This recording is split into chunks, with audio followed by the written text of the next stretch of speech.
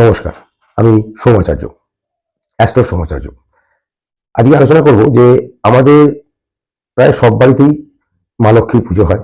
মা লক্ষ্মীর ঘট স্থাপন করা আছে।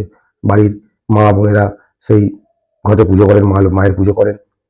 তো সচরাচর দেখবেন যে আমরা মা লক্ষ্মীর যে ঘট স্থাপন করি তার উপরে ওই আম্রপলকের ওপর কাঁচা সুপুরি রেখে দিই এবং কাঁচা সুপুরি রেখে আমাদের পুজো করা হয়।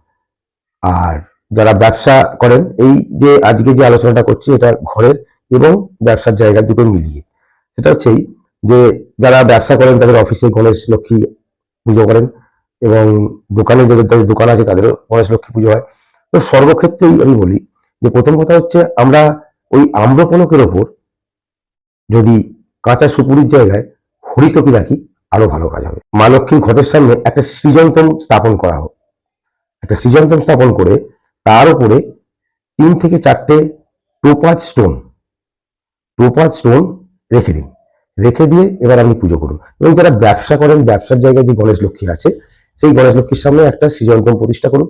সৃজনতম প্রতিষ্ঠা করে তার উপরে 4-5টা কি 3টে-4টে যাই হোক একটা টোপাজ স্টোন কিনে রাখুন, রেখে পুজো করুন। দেখবেন ঘরেও মা লক্ষ্মীর কৃপা হবে এবং ব্যবসায়িক জায়গায় মা লক্ষ্মীর কৃপা হবে এবং ব্যবসা খুব ভালো চলবে।